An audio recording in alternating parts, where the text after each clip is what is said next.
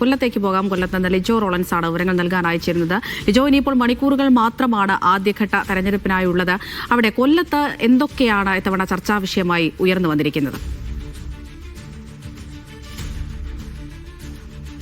അമൃത, കൊല്ലം ജില്ല സംബന്ധിച്ചിടത്തോളം നമുക്ക് പരമ്പരാഗതമായി അത് ഇടതുപക്ഷത്തോടൊപ്പം ചേർന്ന് നിൽക്കുന്ന ഒരു ജില്ലയാണ്. അതുകൊണ്ട് തന്നെ വലിയ മേൽക്കൈ തദ്ദേശ തെരഞ്ഞെടുപ്പിൽ ആകമാനം UDF-ന് വലിയ മേൽക്കൈ ലഭിച്ചപ്പോൾ പോലും അത് ഇടതുപക്ഷത്തിന് വലിയ പിന്തുണ നൽകിയ ഒരു ജില്ലയായിരുന്നു. അതുതന്നെയാണ് ഇത്തവണയും LDF-ന്റെയൊക്കെ ഒരു പ്രതീക്ഷ എന്ന് പറയുന്നത്. അവസാന മണിക്കൂറുകളിൽ ഈ സ്ഥാനാർത്ഥികളെല്ലാം തന്നെ നിശബ്ദ പ്രചരണത്തിലാണ്. വീടുകൾ കയറി ഇറങ്ങിയുള്ള ഒരു പ്രചരണമാണ്. അതായത് പരമാവധി ആളുകളെ ഒന്നുകൂടെ കാണുക എന്നുള്ളതാണ്, മാക്സിമം ആളുകളെ നേരിട്ട് ഒന്നുകൂടെ കാണുക എന്നുള്ളതാണ് തന്നെ ലക്ഷ്യം. ഈ പല സ്കോഡുകളായിട്ട്, കാര്യം സാധാരണ വലിയ ജനക്കൂട്ടം കാണുന്നപ്പോൾ പല സ്കോഡുകളായിട്ട് വീടുകൾ കയറുകയാണ്. സ്ലിപ്പുകൾ എത്താത്തടത്ത് സ്ലിപ്പുകൾ എത്തിക്കുക എന്നുള്ളതാണ് പ്രധാനമായിട്ട് നടന്നുകൊണ്ടിരിക്കുന്ന. വീടുകളിൽ മാറിക്കിടക്കുന്ന സ്ലിപ്പുകൾ കൊണ്ടു കൊടുക്കുക എന്നുള്ള ജോലിയിലാണ് നമ്മുടെ ബൂത്ത് പ്രസിഡന്റുമാരും പാർട്ടി പ്രവർത്തകരും നിൽക്കുന്നത്. ഇനി മണിക്കൂറുകൾ മാത്രമാണ് ബാക്കിയുള്ളത്. ടെൻഷനില്ല, നല്ല ശുഭാപ്തി വിശ്വാസത്തിലാണ്, ഉറപ്പായിട്ടും ചെയ്യും. അപ്പൊ എന്തായാലും പ്രചരണ കാര്യങ്ങൾ നടക്കട്ടെ. അപ്പോൾ ഈ എന്താണ് കാര്യം, ഈ വാർഡെന്ന് പറയുന്നത് ഈ മേയറൊക്കെ മത്സരിക്കുന്ന വാർഡാണ്. ഒരു കൗൺസിലർ എതിരെ മത്സരിക്കുന്നു.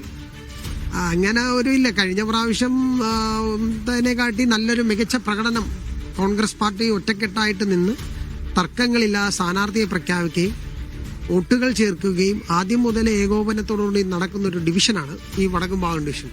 അതുകൊണ്ട് ഒരു കാരണവശാലും ഇവിടെ കോൺഗ്രസ് തോക്കാനുള്ള ഒരു സാധ്യതയും നിലവിലില്ല. മേയറാണെന്നുള്ള ഒരുപാട് സാധാരണ ജനങ്ങൾ ഇവിടെ ഒരുപാട് പ്രശ്നങ്ങളാണ് നേരിട്ടുകൊണ്ടിരിക്കുന്നത്. അതിനൊക്കെ അവരൊരു മാറ്റം അവർ ആഗ്രഹിക്കുന്നുണ്ട്.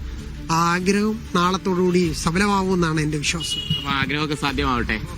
അമൃതേനി, കൊല്ലം ജില്ലയുടെ പൊതുവിലെ സാഹചര്യത്തിലേക്ക് വന്നു കഴിഞ്ഞാൽ ഇത്തവണ വലിയ മുന്നൊരുക്കമാണ് ജില്ലയിൽ UDF സംവിധാനം നടത്തിയത്. ആദ്യഘട്ടത്തിൽ തന്നെ സ്ഥാനാർത്ഥികളെ പ്രഖ്യാപിക്കാൻ കഴിഞ്ഞതിലൂടെ ആ പ്രചരണത്തിലും ഒന്ന് മുന്നിലേക്ക് പോകാനായിട്ട് കഴിഞ്ഞിട്ടുണ്ടായിരുന്നു. ഏകദേശം 80ഓളം അടുപ്പിച്ചു വരുന്ന തദ്ദേശ സ്ഥാപനങ്ങൾ എടുത്തു നോക്കിക്കഴിഞ്ഞാൽ അവന്റെ ബഹുഭൂരിപക്ഷവും ഭരിക്കുന്നത് LDF ആണ്. അതിനൊരു മാറ്റം ഉണ്ടാകുമെന്നുള്ളത്, അതായത് 4 നഗരസഭകളിൽ 3 ഭരിക്കുന്നു, 11 ബ്ലോക്ക് പഞ്ചായത്തുകളിൽ 10 ഭരിക്കുന്നു എന്നുള്ളൊരു കണക്കാണുള്ളത്. അതിനൊക്കെ മാറ്റം വരുമെന്നുള്ളൊരു പ്രതീക്ഷയാണുള്ളത്. മുതിർന്ന നേതാക്കൾ തന്നെയാണ് LDF-നും UDF-നും വേണ്ടിയൊക്കെ കളത്തിലിറങ്ങി പ്രചരണം നടത്തിയത്.